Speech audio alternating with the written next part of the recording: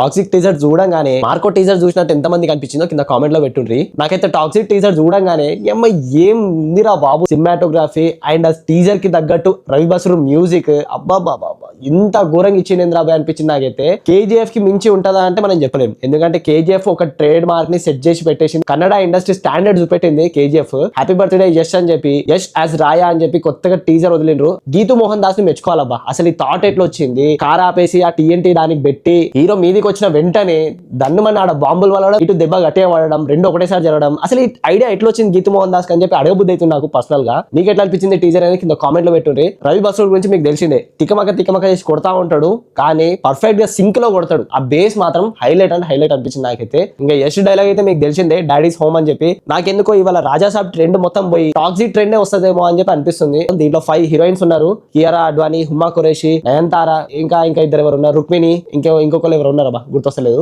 ఇంత పెద్ద క్యాష్ ని పెట్టుకొని వీళ్ళు ఏం చేస్తున్నారు ఏందనేది ఏం అర్థమైతలేదు. కేవీఎన్ ప్రొడక్షన్స్ వల్ల జననాయకన్ ఉంది, కానీ జననాయకన్ పోస్ట్ పోన్ అయిపోయింది. వాళ్ళు ఈ టీజర్ పోస్టర్స్ అన్ని రిలీజ్ చేసిండ్రు. 19 మార్చ్ కి రిలీజ్ అవుతుంది. 19 మార్చ్ ఏం రిలీజ్ అవుతుంది తెలుసా? ధురంధర్ మొన్న సక్సెస్ అయింది, బ్లాక్ బాస్టర్ 200 crores కొట్టింది. ధురంధర్ పార్ట్ 2 19 మార్చ్ 2026 కే వస్తుంది. ఇంకా టాక్సిక్ వర్సెస్ ధురంధర్ 2 అని చెప్పొచ్చు మనము. సైనింగ్ ఆఫ్ ఫ్రమ్ మోహితాక్, జై హింద్.